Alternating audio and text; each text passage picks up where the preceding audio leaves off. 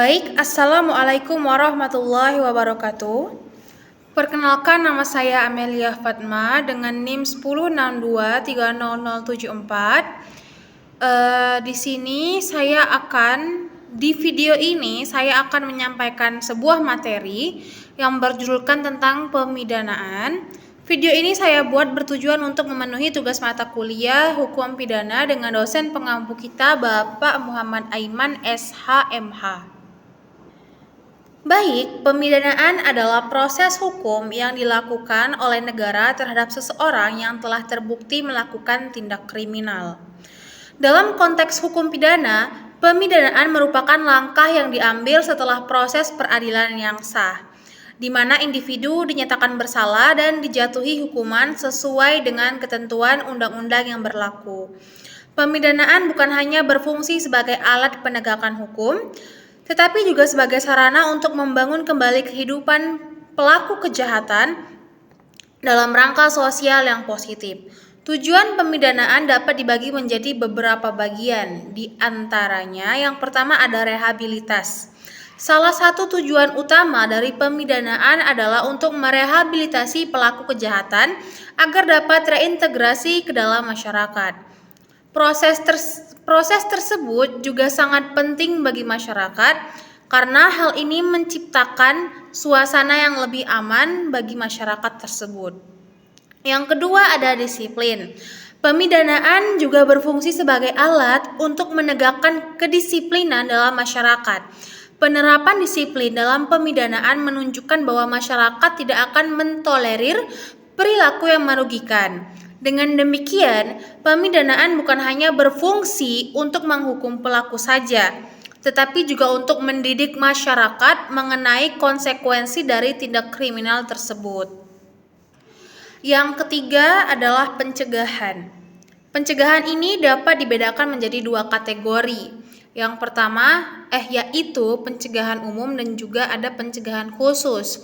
Pencegahan umum bertujuan untuk menciptakan ketakutan di kalangan masyarakat akan konsekuensi hukum yang mungkin mereka hadapi jika melakukan kejahatan tersebut.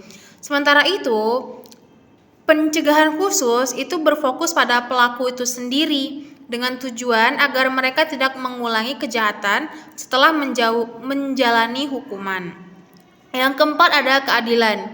Pemidanaan yang adil juga berfungsi untuk menjaga kepercayaan masyarakat terhadap sistem hukum.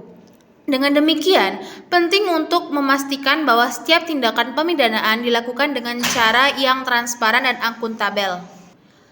Pemidanaan dapat dibedakan menjadi beberapa jenis, di antaranya yang pertama kita bahas berdasarkan pada sifat hukumannya.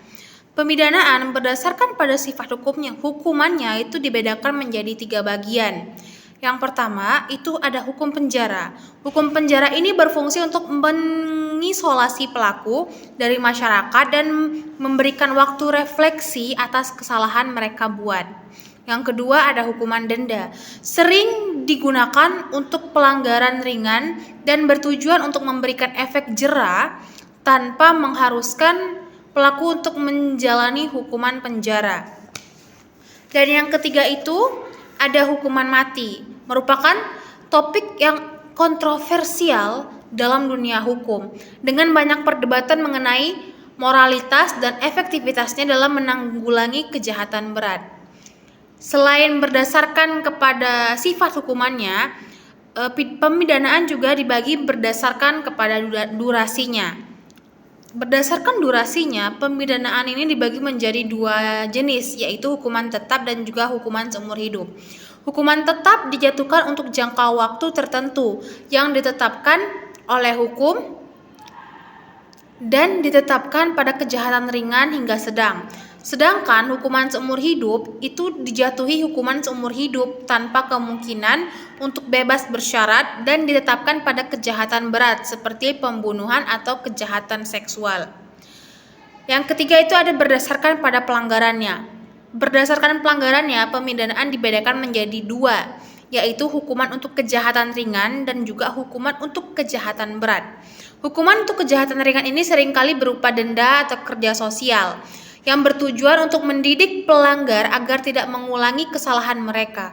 Sedangkan untuk kejahatan berat, itu seringkali memerlukan penanganan yang lebih serius, baik dalam hal hukuman yang dijatuhkan maupun proses peradilan yang dilalui. Nah, dalam pemidanaan terdapat beberapa prinsip yang harus kita pegang untuk menjamin keadilan dan kebenaran. Di antaranya adalah yang pertama itu ada prinsip legalitas. Prinsip ini menekankan pentingnya kepastian hukum dalam pemidanaan, sehingga masyarakat memahami konsekuensi dari tindakan mereka. Dengan adanya prinsip legalitas, diharapkan akan tercipta rasa aman dan nyaman di masyarakat sekitar. Yang kedua ada prinsip proporsionalitas. Prinsip proporsionalitas ini mengharuskan hakim untuk mempertimbangkan berbagai faktor, seperti niat pelaku, dampak kejahatan, dan lain sebagainya. Prinsip ini bertujuan untuk mencapai keseimbangan antara perlindungan masyarakat dan hak-hak si pelaku.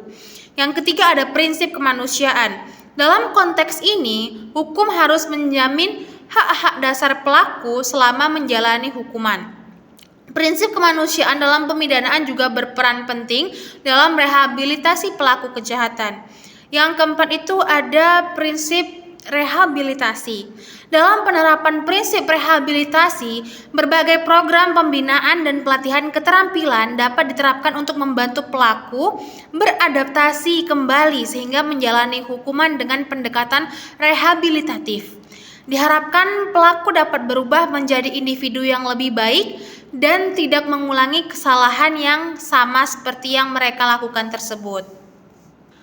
Nah, dari sekian banyaknya materi yang saya sampaikan mengenai pemidanaan, kita dapat mengambil kesimpulan bahwa pemidanaan merupakan elemen fundamental dalam sistem hukum yang bertujuan untuk menegakkan keadilan, mencegah kejahatan, dan memberikan efek jera bagi pelaku tindak pidana.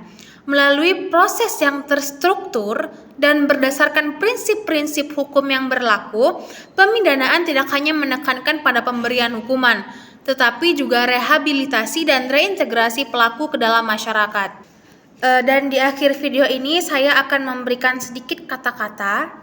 Ingatlah bahwa setiap langkah yang kita ambil, meskipun terkadang kita terasa sendirian, itu adalah bagian dari perjalanan menuju impian kita sendiri. Jangan ragu untuk terus berjuang, karena di balik setiap tantangan kita pasti ada peluang untuk tumbuh dan bersinar. Terima kasih kepada semuanya yang telah bersama-sama menyimak dan menonton video ini. Semoga semangat kita tak pernah padam sampai apa yang kita dapatkan itu bisa kita raih.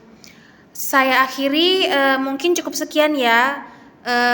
Bila ada kesalahan ataupun kekurangan baik dari perkataan ataupun perbuatan saya mohon maaf. Saya akhiri. Assalamualaikum warahmatullahi wabarakatuh.